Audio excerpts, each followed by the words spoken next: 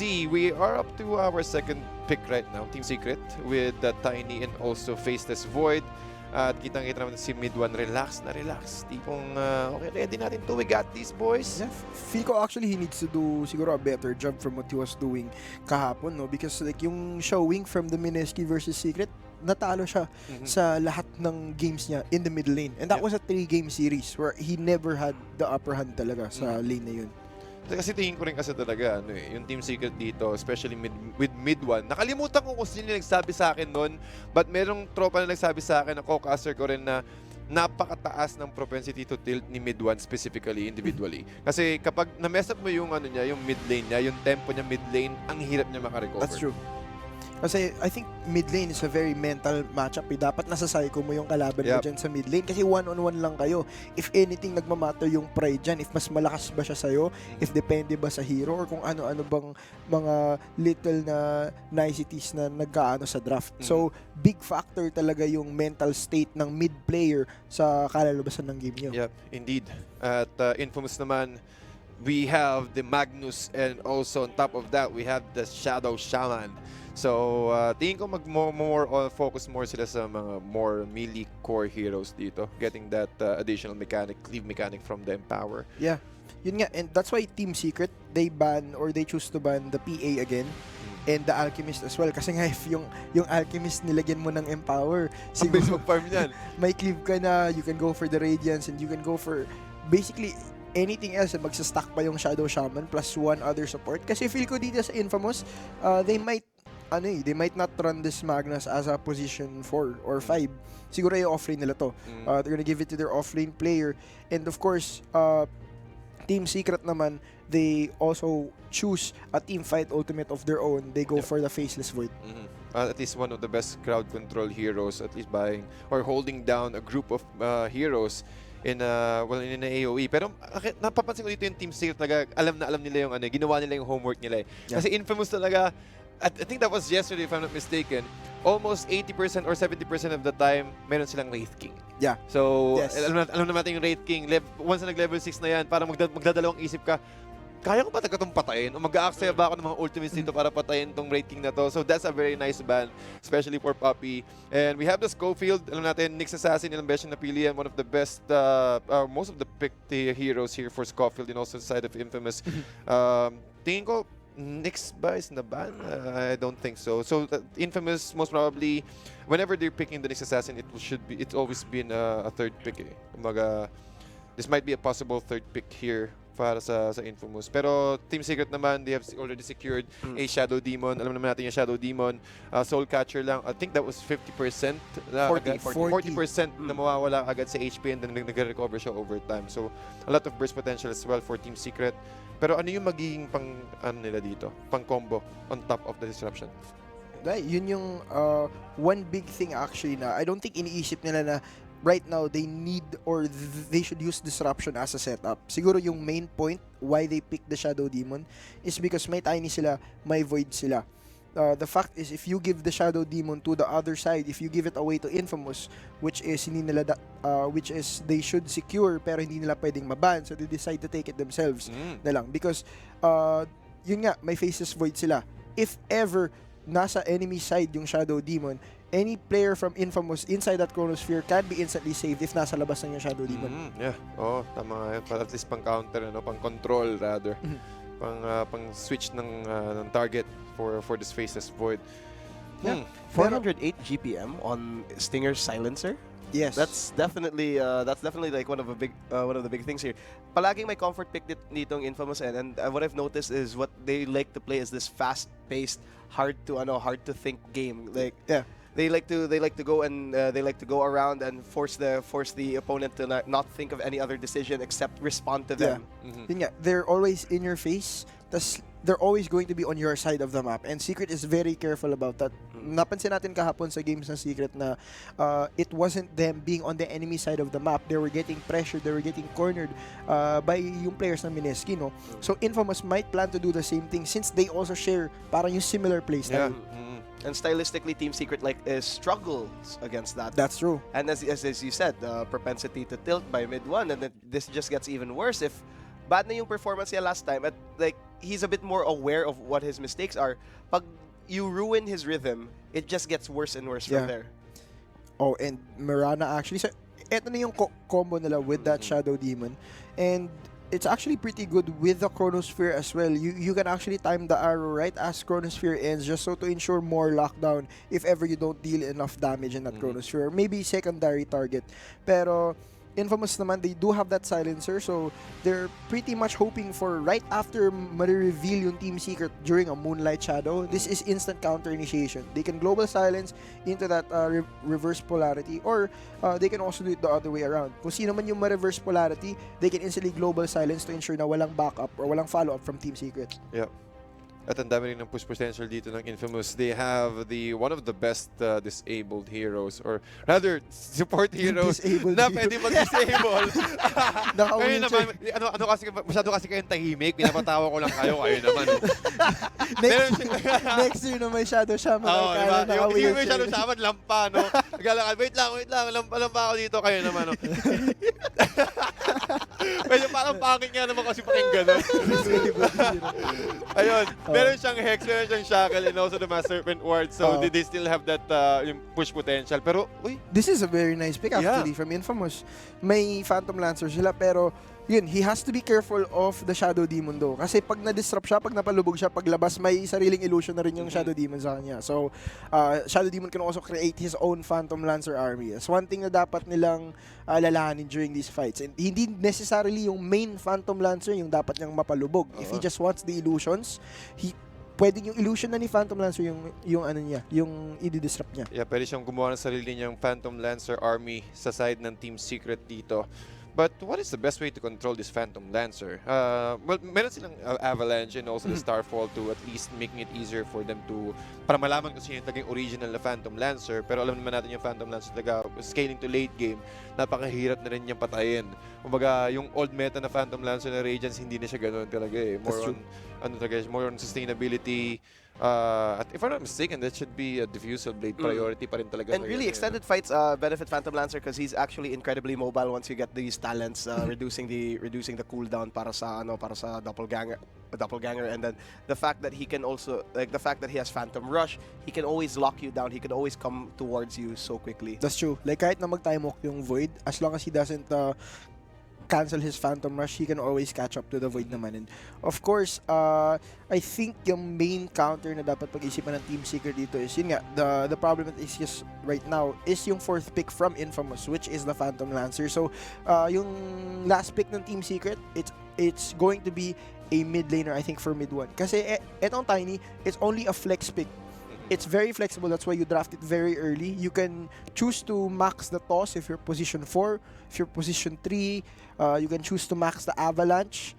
If you're position 2 sa mid lane, you can choose to max the 3 grab instead para you can use that cleave, you can use that splash attack, and of course you can throw that and make sure you deal a lot of damage. Push out mo yung waves, makukuha mo yung runes, you can go for the ganks na masiset up naman ng Shadow Demon and Mirana combo. But speaking of answers for Phantom Lancer dito, banning away the Leshrac is one good way to take that away. The Pulse Nova deals a lot of AoE damage and lahat ng nandun sa area madadamage, pero of course that's another way to determine, as you said, na sino talaga yung totoong Phantom Lancer. So the real Slim Shady can't stand up when that happens. That's true.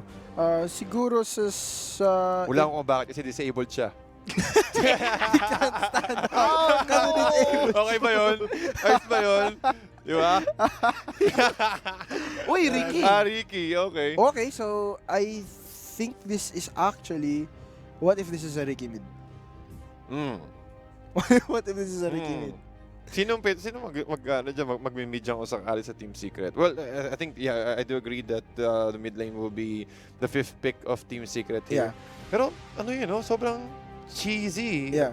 Nakita, meron naman nag-Ricky but nag-Phantom Lancer all throughout the playoffs? So, wala pa naman eh. May nag-Phantom Lancer na, but this Ricky pick, and actually Team Secret, that's a very good answer. Okay. So, they've done this before, the mid 1 ES. So they could actually place this mid, or if they want to play it a bit safer, magagawa nila is they can place it on mid 1. I mean, they can place Tiny or they can give mid 1 Tiny. But on the other hand here, like out of all the drafts, guys, like, what do you think is the what's your choice? First, you Thans. I'll go with Team Secret here. Kasi sobrang daling i-execute ng combo nila. Again, they can start, alam naman natin Mirana, again, wala siyang static lane, taga mag-iikot lang siya ng iikot sa farm, and it will be an easy arrow after the disruption. And also, you also have the Soul Catcher plus the Starfall. So that's already a -1 sa side ng Infamous dito. Yeah.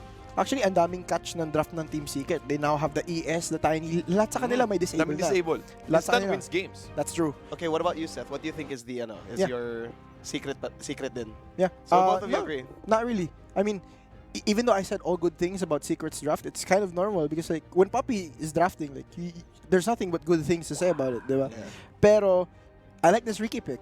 I like this Riki okay. pick. And may Magnus so you don't really like it's not unusual to see cleave on Riki if it's not with a Battle Fury, because if you go Battle Fury, you're gonna get reported. I don't want you in my pub game. So, yun nga, like this Riki might own the game, but it might end up flopping as well. It's a big 50-50 for it's you. It's not really 50-50. I like Riki. I'm 100% Infamous. I just okay. like win or lose. I like the Riki pick. You know, I think it's Pero the like good draft. you think it's a 50-50 altogether as a whole, not towards your sentiments towards it. No. I think Secret will win, but I like the Infamous draft. Okay. So secret ka pa rin. Yeah. Secret.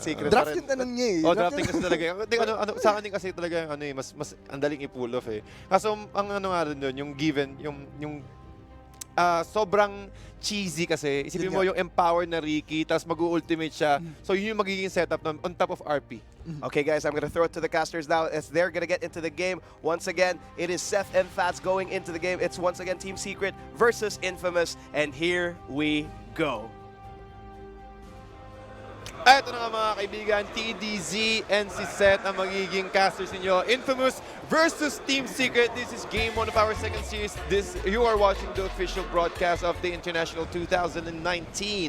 At Riki nga, tol.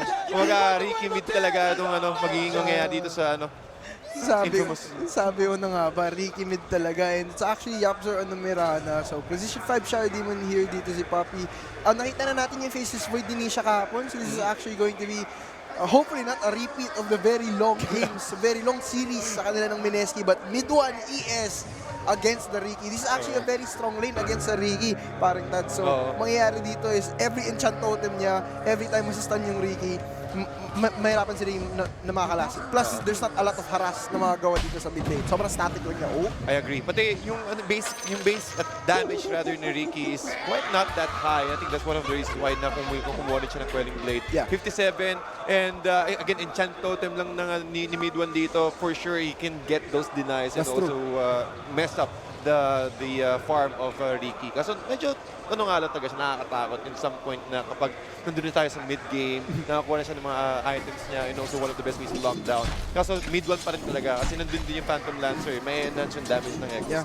Pero I think this is also trying to get in mid-1's head.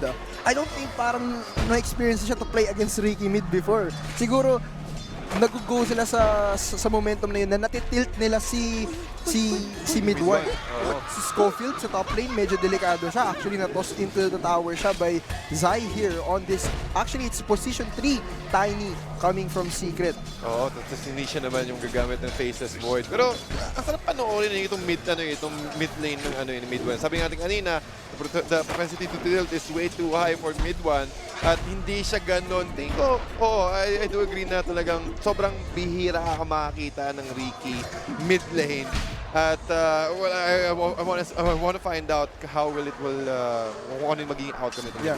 How it will work or if it will even work. Yeah, if it will even work, ano magiging sagot dito. Kaso, well, ano talaga rotation eh. If this Mirana is almost the same how Bimbo, kung paano gano'n si Bimbo ng Mirana niya, naku, ang sakit ito. It might be a landslide kung sakali makuha, masecure agad ng Team Secret dito yung early game. And actually, na-force yung rotation dito kasi Poppy is taking so much damage from Schofield. And wait, may toss. Nice arrow as well. The follow-up, first blood, mapupunta dito kay Yaps or nice rotation from him. Nag-TP siya galing sa bottom just to go to the top and secure that last hit. Schofield naman, may boots siya in Magic 1. Si Yapsor naka-boots din. First item boots to mga to. Position 4 meta ngayon is just rushing boots early game. But Schofield, kung makakatakbo naman siya, wala namang mana pang araw si Yapsor. And he's making it out safe. Yep. At meron ng high ground advantage siya. Si Scofield Kinancel dito. pa niya. Kinancel niya lang. Nang ano lang. Nang buwisit lang talaga. Ang point mo eh. Inahabol mo ko nang inahabol. Canceling ko yung clarity mo. Hindi pwedeng ikaw yung makakalamang. Ito na nga. Si Blink strike ni Chris Luck. And again, the damage. Double damage plus the backstab damage. Tignan mo, ready na siya sa mid lane niya. May dalawang sentry ward na siya sa inventory niya. Kung hindi yan nakakatakot as an Earthshaker to go against, siguro, there's a fine line between bravery and stupidity. So if he's not gonna bait out the courage from mid 1, he's gonna force him to play very, very dumb in this middle lane. Hindi. Pati, meron may napag-usapan kahapon na yung sentry ward ngayong patch is limited na lang. Yes. So, doon pumapasok yung mga invisible heroes eh.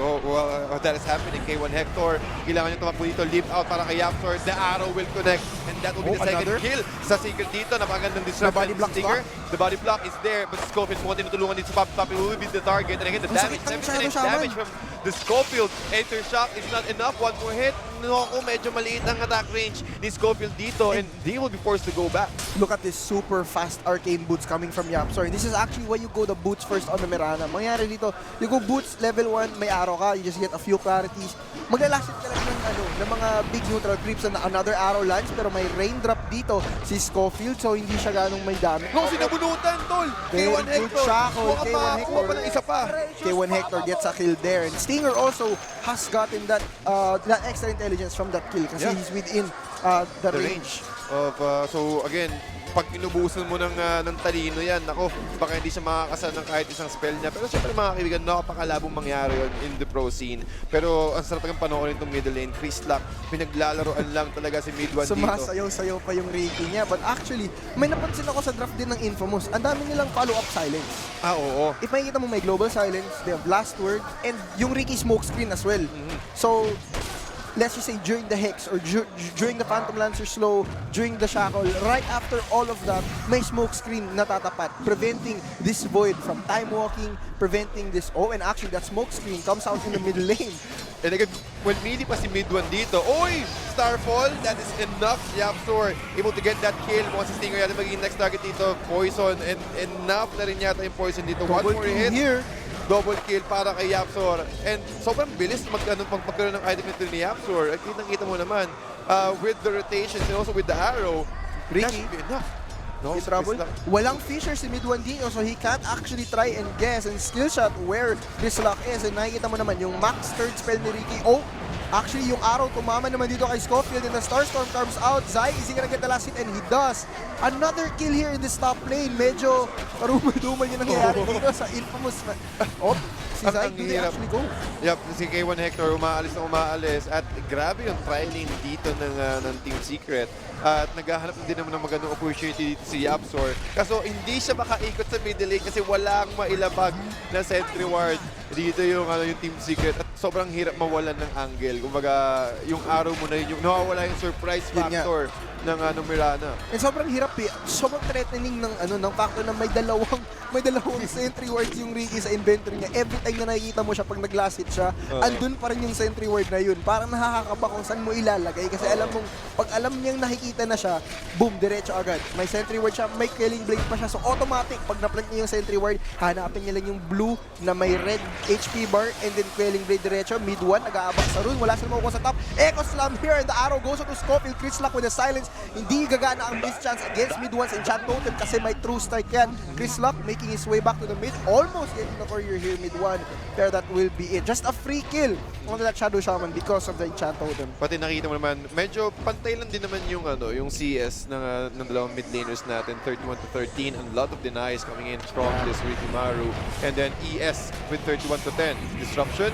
And also using that poison, easy double walk again para sa side ng K1 Hector. At nakikipaglaban yung mga illusions laban sa illusions. Kaso ang hirap niyan, kapag nagkaroon ng diffusal blade yan si K1 Hector, Mauubusan din siya ng mana. That's true. And actually, yung maganda dito is nare-remove mo yung Shadow Poison stack. So, pag eto yung minax ng Shadow Demon, he's going for the 2 levels of the Shadow Poison, which is not a bad build.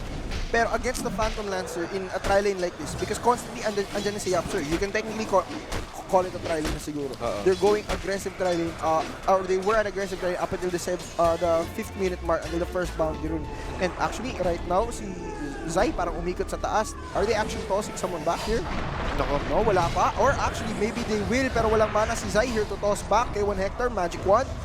And they'll get away safely. So, sobrang aggressive dito. But meanwhile, bottom lane, Gigil na gigil si Whisper doon. Hindi binigyan ng pagkakataon. Napakagandang catch with the RP. 20 seconds. At sabi natin talaga, kapag yung core hero yung namatay, ang laking factor yan para sa Infamous for them to catch out. Kasi mawawalan siya ng farm, mawawalan siya ng experience.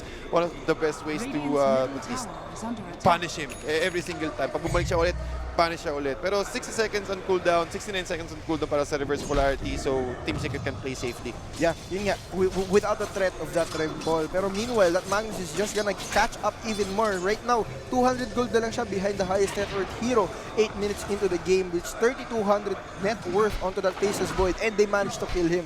So setting back his farm a bit more, he's not gonna be too happy about that. Magmamidas pa nga siya eh. Nako. Well, tingin ko okay lang din naman na mag-Midas dito si Facebook kasi he knew na talagang magpo-prolong talaga yung game. That's true. Oo. So, sulit na sulit. At kapag nakakuha niyan as early as possible, so mas marami pa niyang makukuha ang investment. But K1 Hector, ito yung kailangan nilang iwasan eh. Ito yung kailangan nilang laging i-focus pa eh. Kailangan nilang kontrolin agad yung Phantom Lancer na kapag nag-snowball siya, well, they do have the Echo Slam though. Pati, well, alam din na nagamit ng Echo Slam, but tingin ko, ano lang din eh, they just need to get their level 6 sa side din ng Infamous for them to fight better against the composition of Team Secret. Actually, I think yung hinihintay nila is just the 6 on both of their supports para makapag-siege na sila ng tower.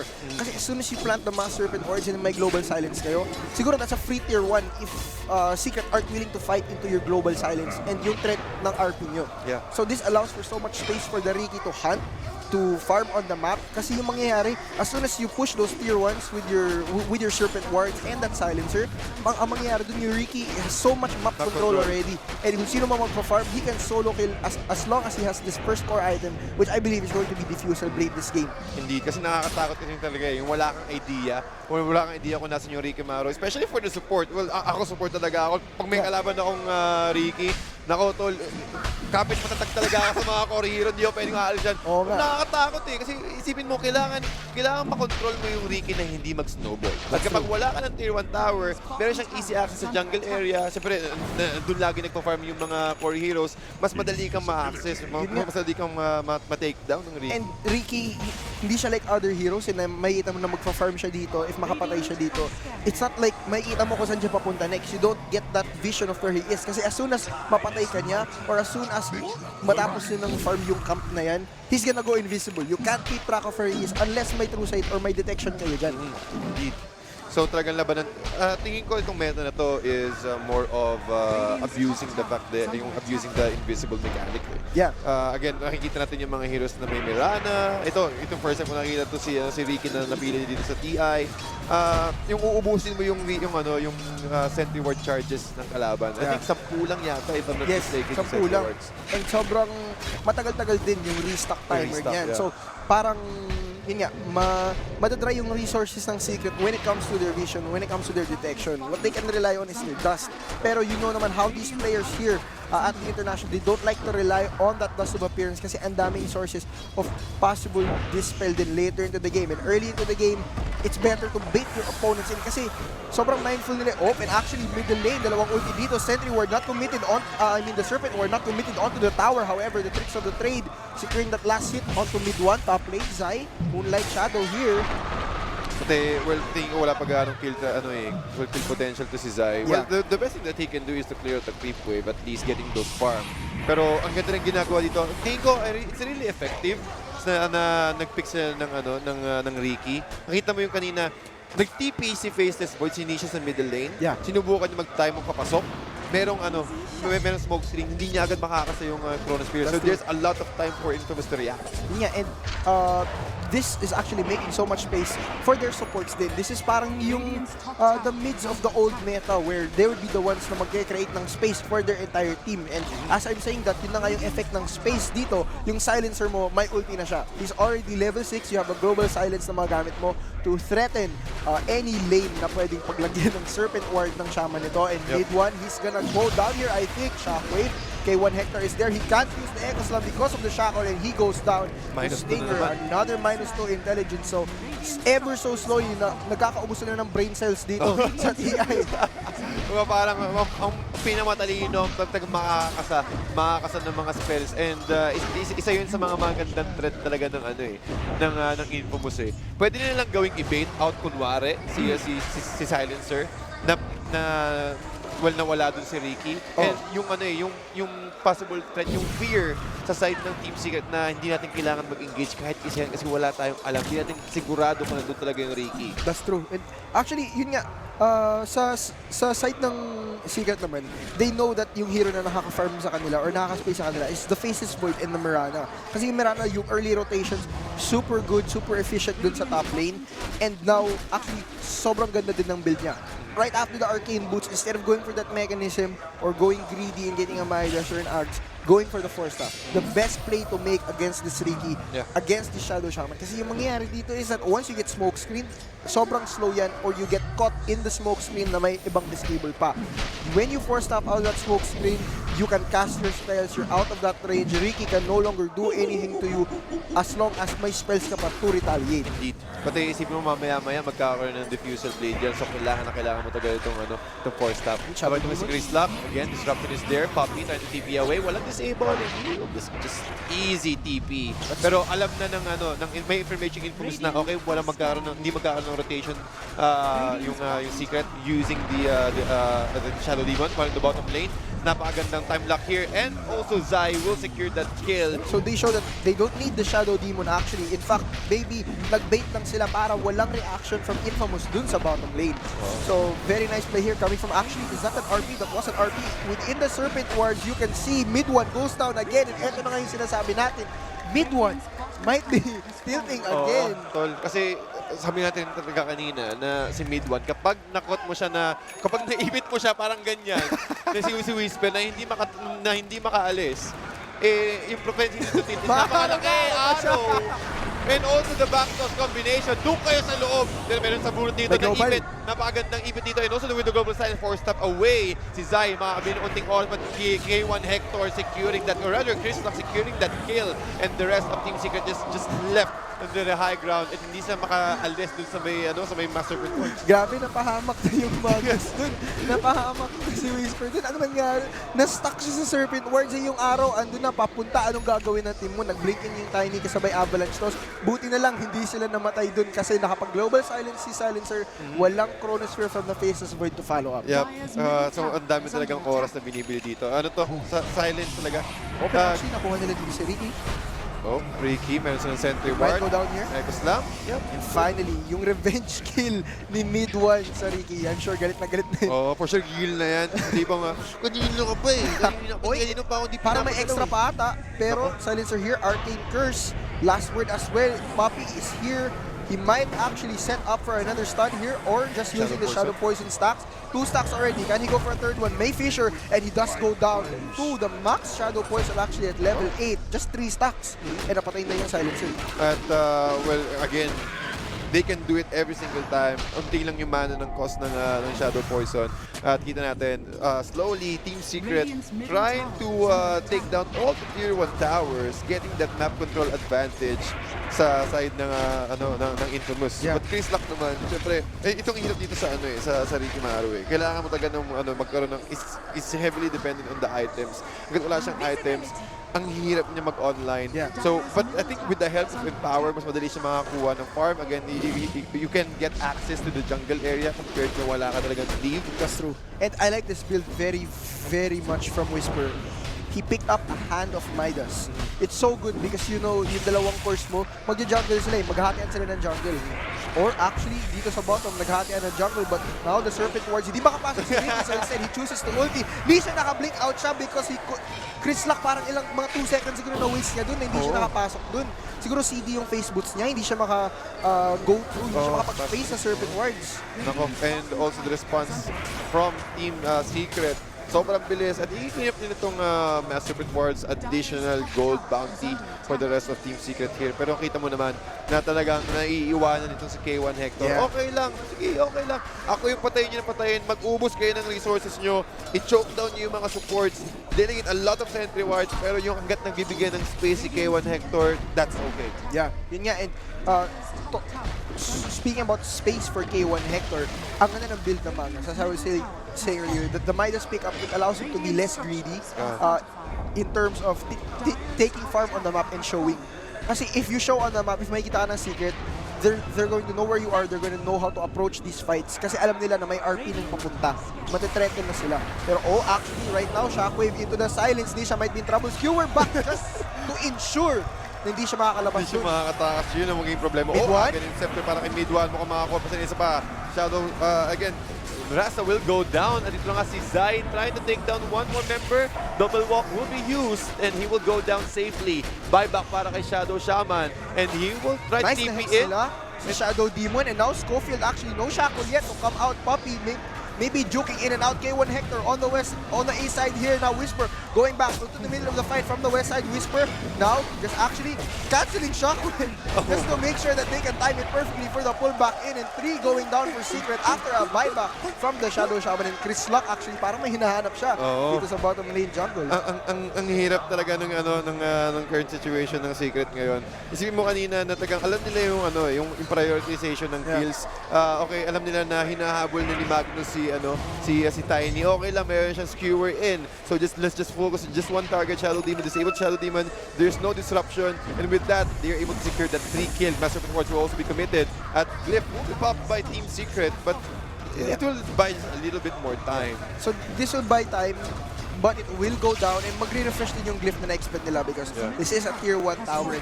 Look at this. Chris Luck is actually just farming the enemy the enemy jungle, and going back to how he's taking the space na na-create ng less greedy farm priority dito ni Whisper on his Magnus. Because he's going the hand of Midas, he doesn't need to hit creeps or show on the map.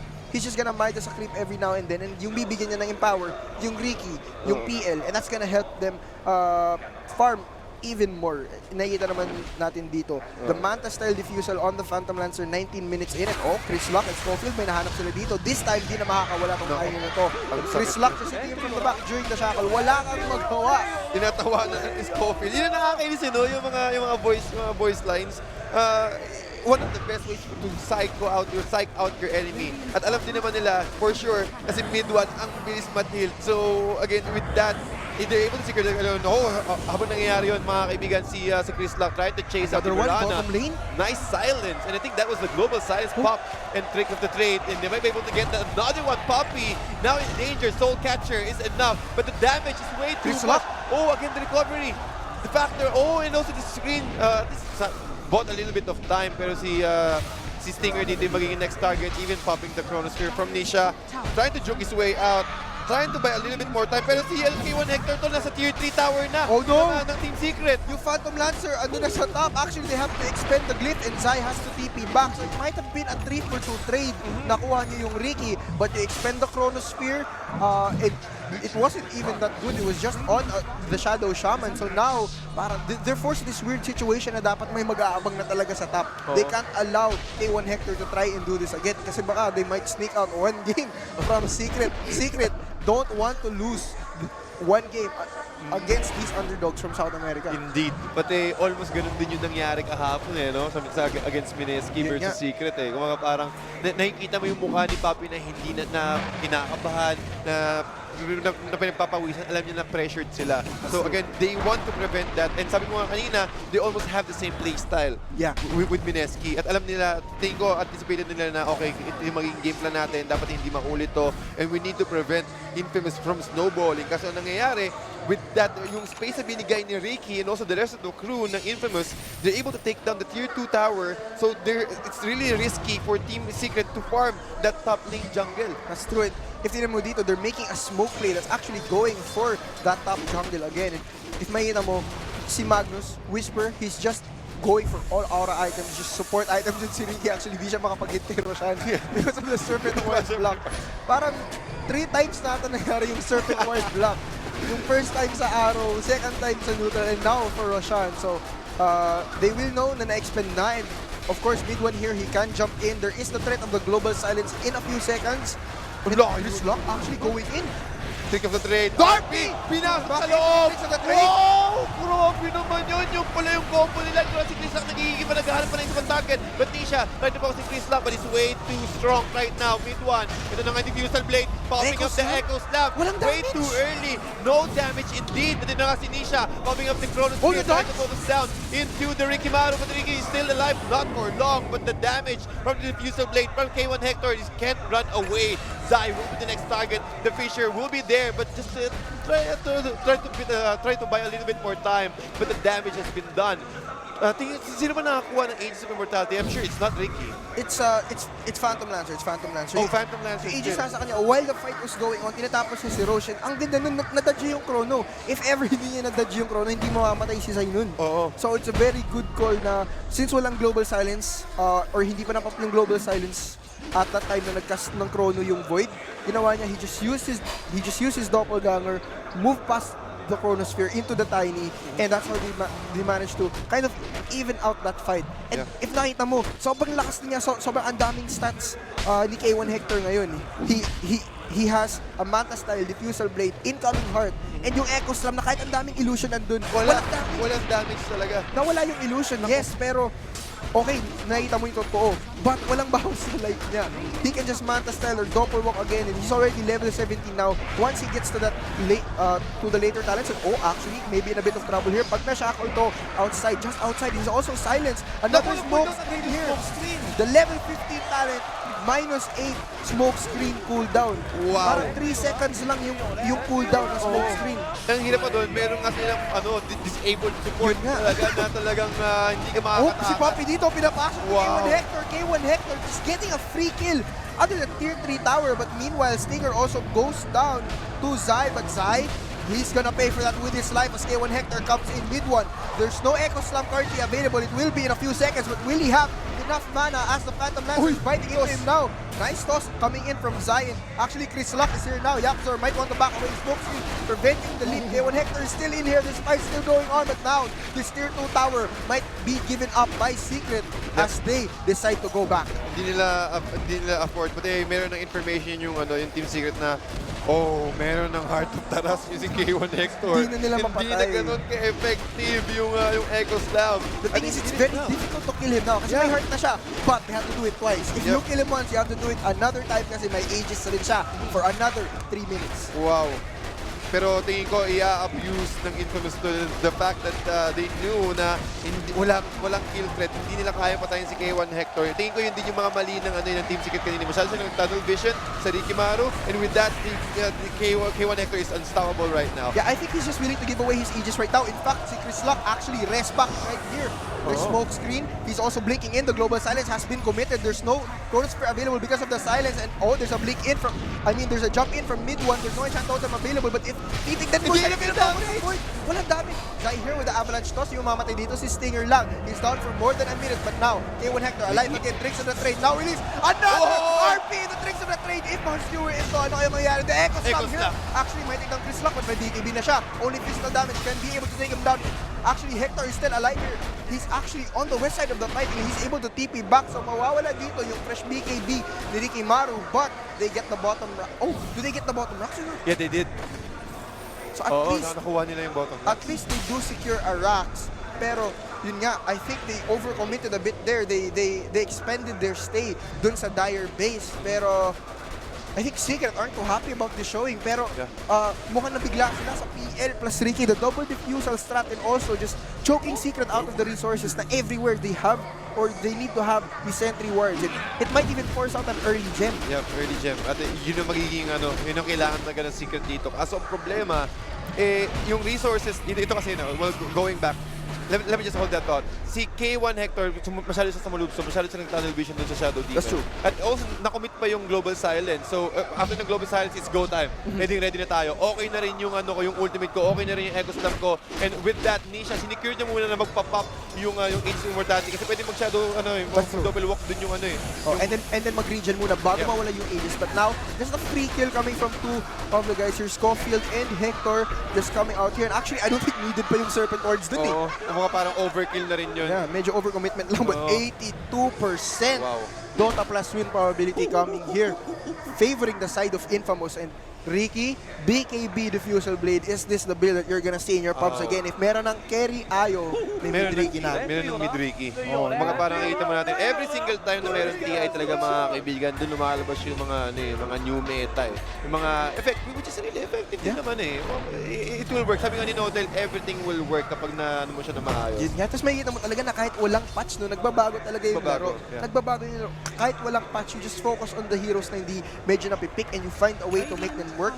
Kasi siguro naman if they put this Ricky in the mid lane, maybe in the safe lane or as a support, maybe di siya gagana. But you put him in this unconventional position in the mid lane, just like yung position niya a few patches ago when Liquid were doing this. It looks like it can work. And yun nga, the Magnus Empower further enabling this Ricky to farm and hunt more. And Nisha, I think this is going to be very problematic for him. The Mata style first, just so he can dispel the silence. Yung mangyayari dito is, it's delaying his AoE capability.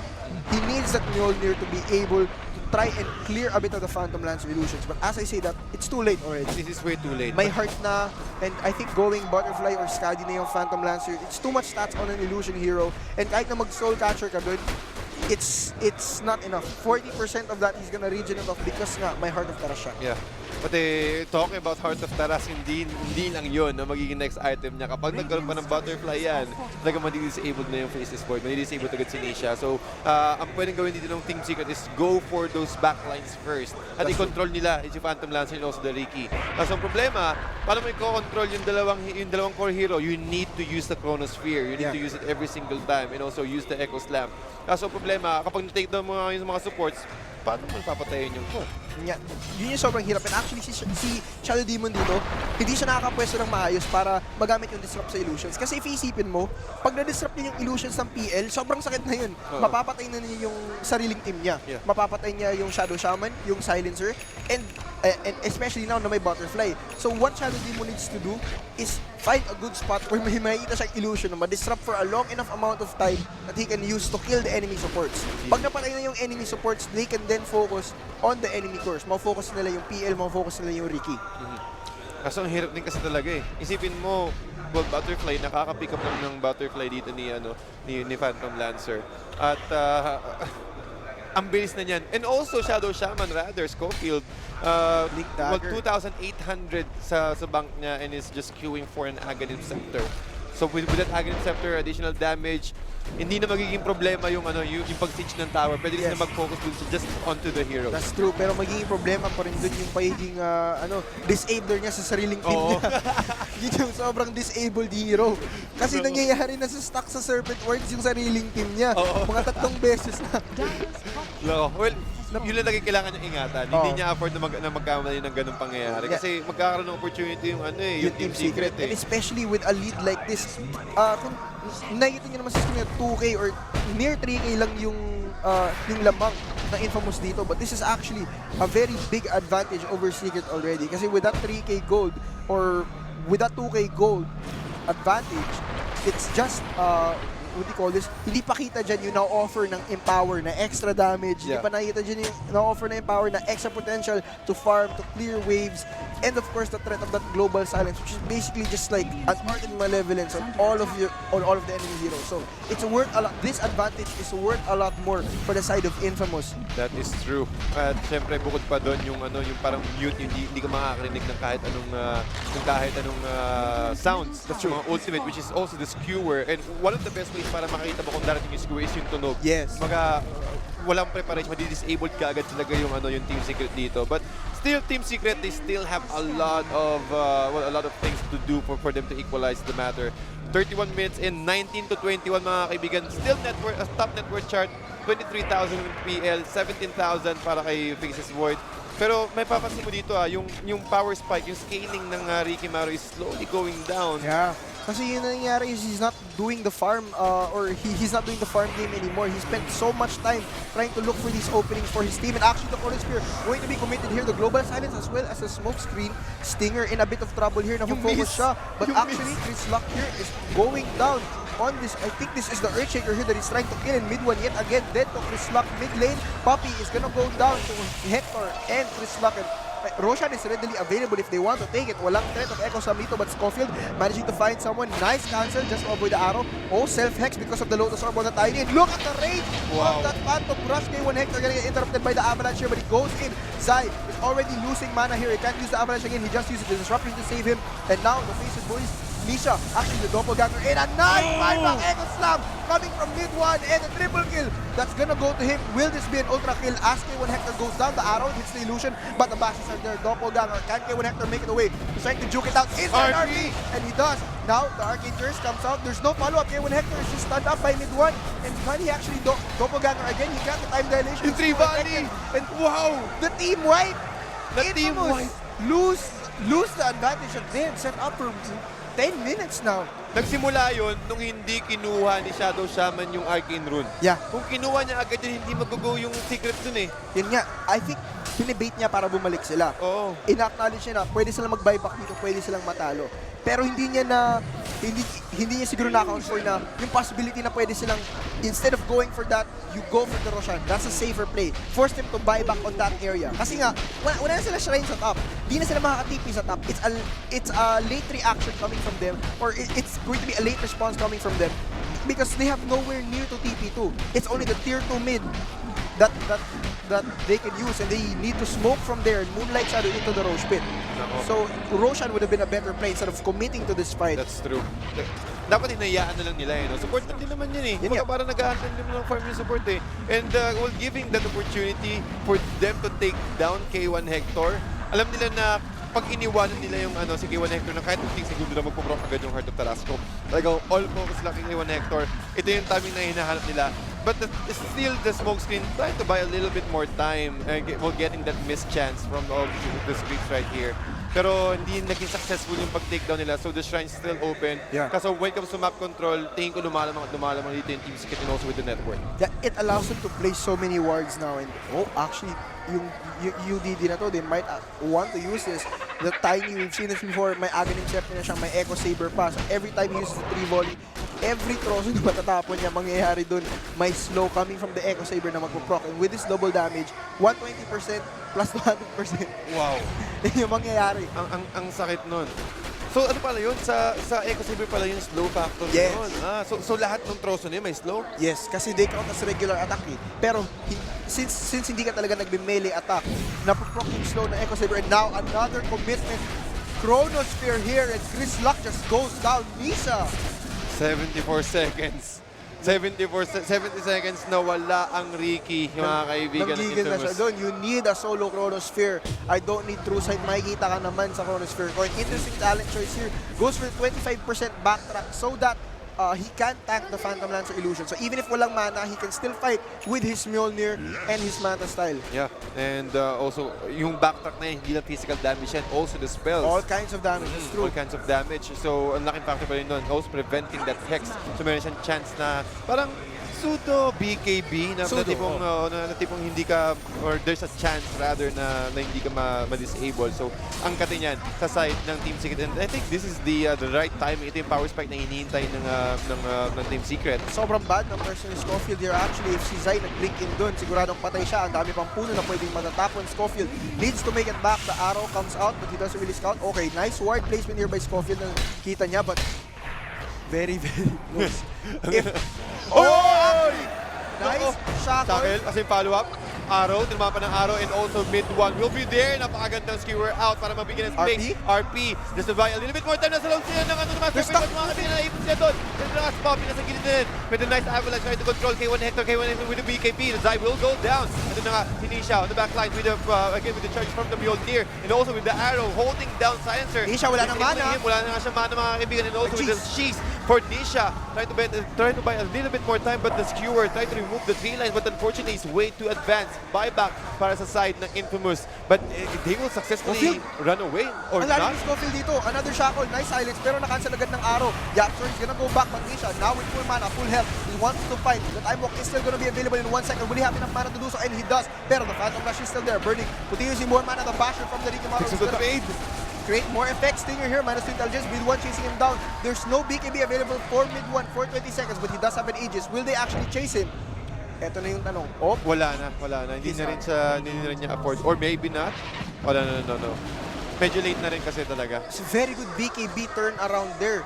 And they don't expend any buybacks. Pero yun nga, makikita mo na as long as they're fighting near their base and napaghandaan nila, and yung na RP kasi dun yung Void, yung Tiny, tsaka yung ES, di ba? So, lahat ng core na RP. And K1 Hector just focusing on burning down the mana of that Tiny.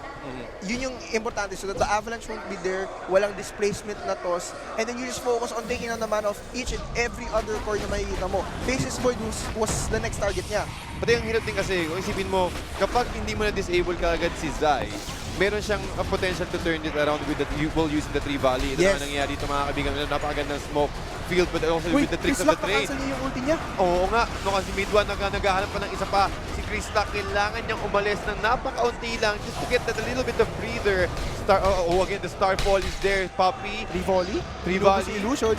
K1 Hector with the BKB. Siyempre, may absorb niya yung damage ng, or rather, neglect the stun from the Arrow. And it's time for them to run away. 110 seconds na wala ang Shadow Shaman without any buyback. Wala na silang global silence. And, well, again, I think this is Infamous respecting the fact na hindi nila kayang pasukin to si Tiny. And every 12 seconds kaya niya mag-use ng Tree Valley. He can easily clear out the illusions of Phantom Lancer and also dish out that damage para sa mga supports. That's right. And if nakapansin mo, Infamous, they don't really have a sizable lead in terms of the barracks na nakuha nila. Yes, they still have their tier 3 towers, they still have their racks. Yes, nakuha na nila yung tier 3 towers ng side lanes ng Secret and also the range racks. Pero you have to note, it's just range racks. Hindi pa talaga magpupush yung mga lanes na to because the melee creeps are still, or the melee creeps from Team Infamous are not super creeps yet. Or they're not the, ano yun, parang yung one half ng mega creeps. Parang macho clips. Uy, nahuli sila dalawa dito! Spear. And also the damage from Nisha is there. Global Sights will use, but easily removing that silence with the Manta style plus the Echo Slam. 94 seconds na wala ang Phantom Lance dito mga kaibigan, and they're able to secure another one, dominating para kay mid 1. Tatlo ang tumba sa side ng Infamous mga kaibigan, and also Team Secret. Ganun na kadali mag-clear out ng creep wave to si Zai. On the edge of that Chronosphere, mapapansin mo, Whisper and K1 Hector just stuck. Nothing to do. Wala silang magawa. Even the global silence was expended for that. Pero hindi na kailangan ng follow-up nun. Hindi na kailangan ng follow-up. The bashes were so good from Nisha. Enough na yung attack speed niya. And also just a quick automate, and they could take care of the job already. Tricks of the trade just to dodge the arrow. Zai here needs to activate the BKB. Mid one is now TPing in. Is the bash actually available? And will K1 Hector, and I mean, will Chris Luck still go for this? There is a buyback on K1 Hector. We need to remember, if mamatay siya dito, dieback na yan. Wala pa silang RP for 40 seconds since patay din yung Magnus. Ang hirap niyan. Pati isipin mo, Dave, ang ganda ng ginawa ng Team Secret dito. Tingin ko hindi na dapat sila nag-buyback eh. Kasi, well, the threat is there, pero kayang-kayang umiwas dito ni Ricky. But it really cost him a lot.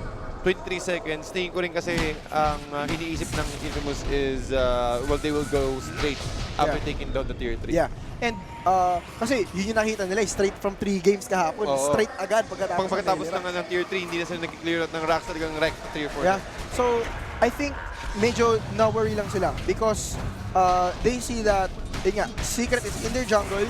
What objectives can they take in our jungle aside from the neutral camps and aside from the map control? What will give them more of an advantage? And that's the shrines. So I think they bought back on that Phantom Lance just to make sure na hindi mag-go down yung tier 3 nila. Kasi if that tier 3 goes down, mas mahirap mag-control ng area na yun. Mas mahirap mag-secure ng vision sa shrine, sa jungle area nila pag wala na silang shrines. Tama yun. So again, talaga mga kaibigan, it's all about positioning and also picking off the right targets. Pero kung ako tatanungin sa power spikes rather or sa power limit ng current situation na to compared to both teams, lamang talaga ang Team Secret dito. They also have all of their ultimates available, and tingin ko kontrolado na nila eh. Yung power spike ng Rafiki hindi na siya ganun talaga. Early game, oo, nandun, pero sabi mo kanina, masyado siyang umikot, hindi na siya nakapag-farm, na iwanan siya when it comes to farm. At yung power spike ni Zai, after yung mga kuha ng Aghanim Scepter, that AoE damage. Actually, nice initiation here coming from Schofield, and now Chris Luck, nice smoke screen, but Force Staff able to actually make Puppy escape. There's a north side Chrono Spear there catching two, but there's no last hit onto the Shadow Shaman. It does come out eventually. The BKB tanks the arrow. Nice here! Is there a to the trade here? But we have to remember, the Echo Slam actually comes out. Wow. Hector has to walk out of there. Force still alive in a fifth buyback from Secret. Now, Silencer is dead. He does have a buyback. No global silence available. Ricky drops down as well with a buyback, but Shadow Demon is now down. No Serpent Wards available. Creeps though in the bottom lane for the side of Infamous. They're pushing. Will they be able to get this melee rocks for them? Will the creeps actually help them fulfill objectives here? And magbaback dito si Nisha, magbaback din si mid 1. So may magde-defend na. Good thing for Infamous, hindi dumiretso sa mid lane etong Secret. Because if they did, tingin ko, tier 3, Recta, tier 4. Yeah. Yan yung mangyayari dito. Pati ang ganda ng catch dito ni Nisha. Alam niya yung prioritization niya. Alam niya kailangan niya munang i-shutdown yung Shadow Shaman. Kasi kapag nakawala yung Shadow Shaman, merong magiging follow-up on top of the RP. Yeah. And also, what a nice avalanche there, holding down. Pagkatapos ng RP, na-control agad sila. So walang output, walang damage pagkatapos ng RP.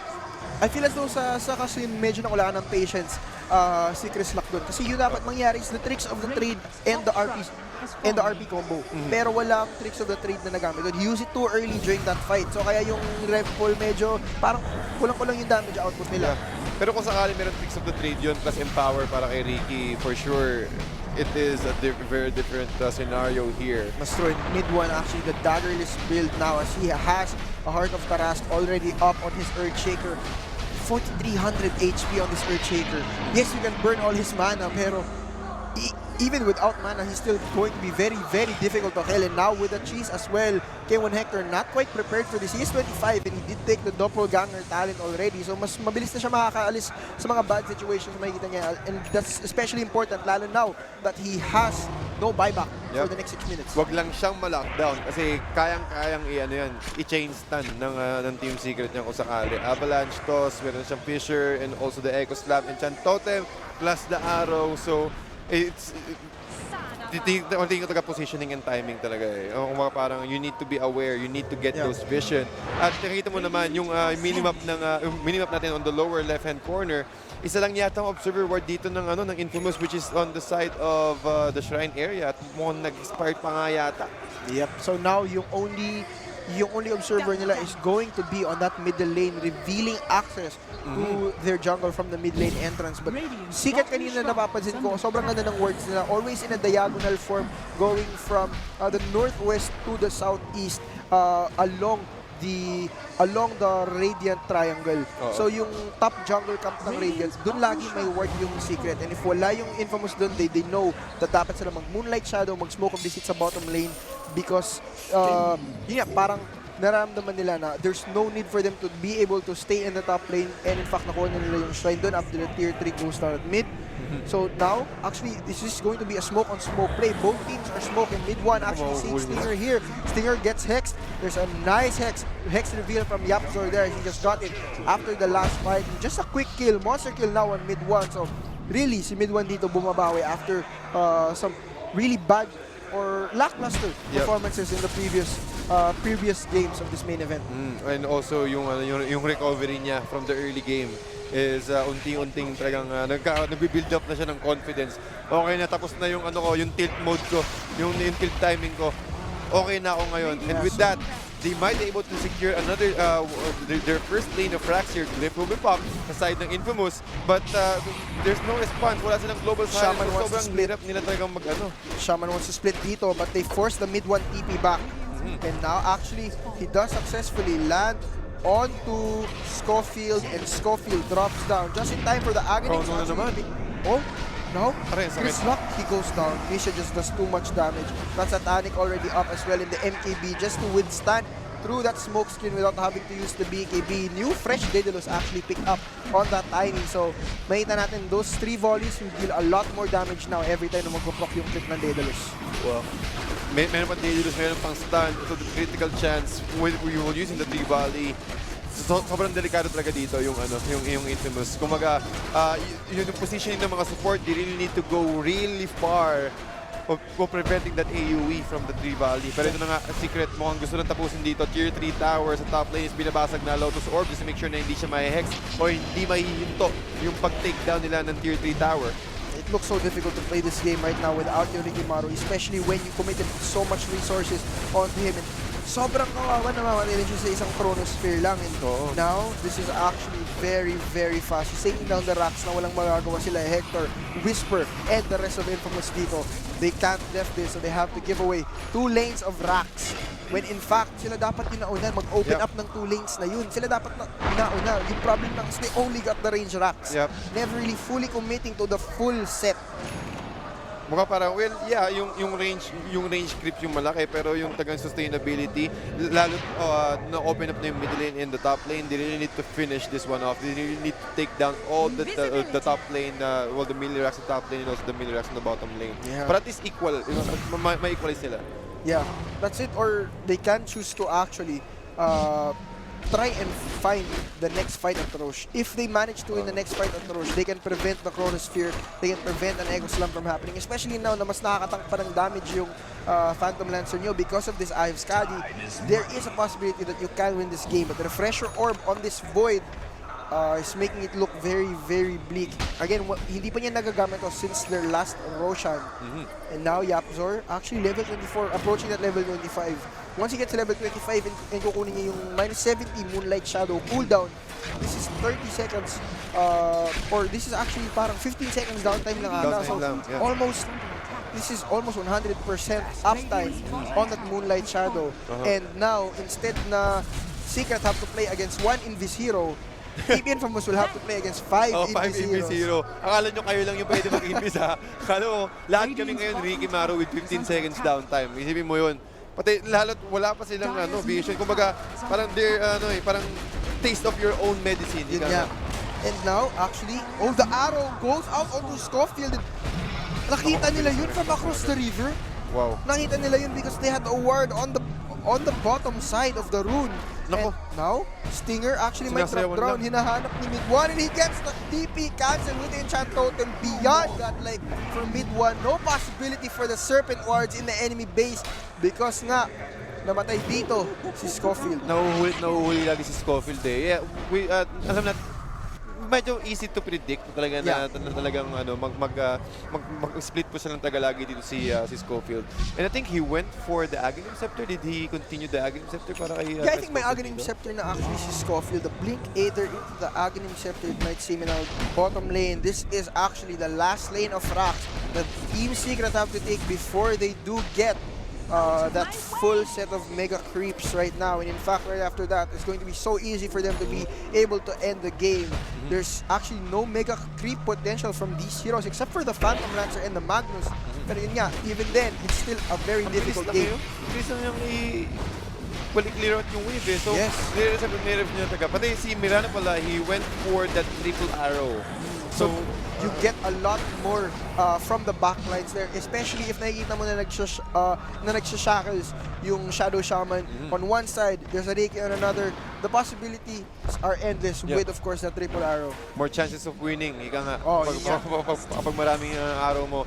And Chris Luck, tingin ko talaga medyo nag-fell down siya. Wala nang gaanong threat yung Riki just if you're going to counter that right now. Kasi kung isipin mo, nag-snowball naman talaga yung Riki niya. The problem is they were never able to close out that game. And Stinger, actually, delikado siya dito. If nag-crit yun, siguro mamamatay siya. But right now, backing off na lang muna sila Mid-1 at Zai dito. So 25 on almost every hero on the side of Secret. In fact, yung 24 na nandito si Shadow Demon na lang ata. But meanwhile, on the side of Infamous, level 18 pa lang yung Silencer. Kaka-level 18 niya lang. So meaning it's just a fresh level 3 ultimate. It's just a fresh level 3 global silence from him. Nako, kahit si Magnus, almost like getting that level 24, meron siyang refresher orb. Tingin ko, ang main condition dito ng Infamous is to get that perfect RP. Yeah, Catch the core heroes of Secret. Kasi ang hirap din kasi talaga na merong dispersion, merong arrow, dami nilang save. Kailangan makuha nila yung 3 melee heroes ng Secret dito for them to get that turn around. Pero slowly, Secret approaching the tier 3 tower to the bottom lane. At ito na yata magiging last hurrah ng Infamous dito. Yeah, this is going to be the last stand for Infamous. And if titignan mo, may buybacks na sila. And they're clearing out the trees already, just preparing for any kind, or actually just preparing for the Tiny to blink in and kind of 3 volley there. They are very wary of that. So gusto nilang tanggalin lahat ng puno para wala nang may tapon na troso si Tiny dito. Oo, kasi ang hirap niyan. Paano mo siya puputulin? Isa is, again, The doppelganger as well. And also kasi ang hirap na kasi niya kapag iisa-isahin mo yan. Yun nga. Patroshan will respond and this might be the last, this is the, ito yung pinakailangan ng Infamous to survive. That's true. This game. Pero if napapansin mo, because of Roshan, parang nag-iba na agad yung pwesto ng Secret. Instantly, they want to take control of it. And so they give up pressure on the bottom lane. They realize, with Aegis, we don't need to pressure bottom. Pwede natin erecta to. We don't need to get mega creeps. Pero, yun nga, nag-change venue na sila, nag-change location na sila, nag-change address kung saan yung last stand ng Infamous. And siguro yung Secret, they feel as though nag-smoke siguro yung Infamous dito kasi hindi pa nila nakikita sa base. Yep. Now they know that Hector is actually farming the jungle and they ping it out, so gusto nila mag-clash. Pero kaya siguro they went away from Roshan. Oh! Naku, mauuhuli na naman si Scofield. 50% HP. Kinumit na niya kaagad yung kanyang, yung again, the Echoes down. And again, another takedown side ng Team Secret. Dalawang support ang namamatay. Pero again, at least sa trade ang nakuha on top of the Chronosphere. Kaya medyo natatakot ba't merong umahabol. So nadodge niya. Oo, nadodge yung Chronosphere but he's way too tanky right now. Si Hector Satanic, naman. RB. Nice cancel actually. Chris Lock, nice blink out si Midwan, di siya makahuli dito. Can he guess with his Fisher and Hector actually walking away from the fight at the middle lane? So all their cores stay alive. The Silencer dies back. There's no global silence available. There's a buyback from the Shadow Shaman, but no Serpent Wards for the next 70 seconds, I think. When Hector back to full health, thanks to this Heart of Tarask. And now, they might actually just want to push out these lanes because yung mangyayari dito is they need to give away this free Roshan to Team Secret. Yep. Hindi nila kailangan mag-contest or hindi nila kaya mag-contest rather. Kasi syempre alam mo naman yung skill set ng ng Team Secret, mas gusto nila yung mga close areas eh. Again, the Tree Valley, the Echoes Dam, the Chronosphere, and again the Starfall. So ang dami nilang kayang gawin kung sakaling magko-contest yung Infamous. But for sure, Nisha will be ang daming items na nahulog. Aghanim Scepter, Aegis, Refresher Shard actually going to Zai. So feel ko after magbangga si Void, after kumakain siya ng mangga dito, yung Refresher Shard ipapasa naman sa kanya. Oo, nako. Medyo nagutom lang siguro si Faces Void. Medyo matagal naman itong laro na to, 53 minutes, nakakagutom. 53 minutes kasi nga nag-comeback yung Secret right at the peak of Infamous Snowball sa base nila, overextending just by a little bit yung Infamous. Medyo nag-greedy sila dun, lumagpas sa tier 4 when in fact hindi pa sila nakapag-clear out ng isang set ng racks. Tama yun. Kumbaga parang nandun na yung damage pero hindi mo pa sinagad. Hindi mo pa tinapos yung melee. So hindi magpo-push, hindi masisecure yung pag-push ng lane equilibrium dun sa lane na push mo. So ang hirap talaga. 42,000 net worth lead ang Secret ngayon mga kaibigan. 25 to 46. 54 minutes in. At naghahanap ng tempo yung Team Secret para makapasok sa loob ng base ng Infamous. Yeah, actually, ito yung mahirap. When your Phantom Lancer is already 6 slotted, kasi he needs this diffusal to be able to get rid of the mana of the course. Kasi you don't want this Faceless Void to keep casting time hook. You don't want this Faceless Void to be able to mana style. So you need to take away his mana. Yung problema dito is he needs to replace that item soon with that Abyssal Blade, or he might go for anything else that will also try and disable the enemy heroes. Pwede siya mag-Bloodthorn Nullifier combo, pwede siya mag-Hex, which gives more stats. Pero yun nga, he's deciding on going for the Abyssal Blade to replace that Diffusal Blade that he has. So ang hirap na rin kasi talaga niyan eh. Isipin mo, sobrang kunat na ng Earthshaker, makunat na rin yung, technically lahat ng frontliners ng Team Secret.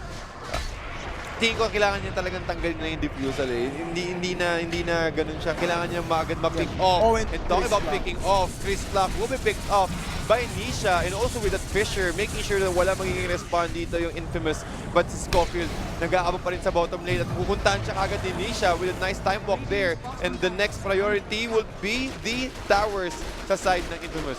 Yep, and actually the tower now already goes down. The racks still getting pressured by the creeps. And if nakikita mo dito, Secret is playing so safe. They know about the threat of the RP, the refresh, and the next ripple. They also know about the threat of the global silence. So ayaw nilang mag-clash into that and baka pagkamali sila. So they want to eliminate that possibility by playing a bit safe, knowing their position muna, and also maybe going for the next Chronosphere cooldown before gusto nilang pumasok. Because what's gonna happen is may Aghanim's blessing na itong Void from Roshan. May blessing na siya from Roshan. So mangyayari dito, 60 seconds, every time mag-aano siya, mag-corner siya, it's 60 seconds, and he can opt to do one again before mag-CT just by letting his allies pass the refresher or the refresher shard sa kanya. So, ang laking bagay na ganitong Chronosphere and also with the faces voice sa side ng Ang ganda dito. Secret. Battle Fury on timing. What this does is magkikleave lalo yung ano mo. Yung Tree Valley. Yes. Oh my goodness. Works so well against the illusion. Scofield in a bit of trouble here. Naka-BKB yung Void and wala silang magawa. The global silence is already there. Scofield is dead. But the Chronosphere comes out on the east side of the fight. This Ricky Maro is about to die. Thank God he's alone. The Battlefield doesn't do too much damage. But, of course, he does drop down. That was his buyback. So, dieback. No Ricky Maro available for 114 seconds. Mid one trying to go. Oh, might actually go down here, but he does jump away with enough mana. Nisha walking back in. And this looks like a lost game already for Team Infamous. Nisha is already heading down the tier 4s. Even though pinafocus siya ng mga illusion ng PL, look at how tanky this Okay man lang. is. Okay lang, Look at wala how- akong... yung backtrack eh. Yung bangtang palalo, pati Yeah. also yung Heart of Taras, so talagang okay lang kahit ubusan mo ako mana, wala na yung damage ng RP on the side of Infamous. But where's the follow-up? There's no follow-up. Sila pa nga yung nahuli dun sa pagka-initiate ni Magnus, buyback para kay Magnus dito. And also the stun, disable is not enough. Tinamanga nga siya ng arrow pero sa Tree Valley, slowing him down. Skewer inside, trying to buy a little bit And more the time. GG. And GG indeed. Oh, Sa side. mas Fury ba sa base? Not enough. There's not enough frames. But they already do GG.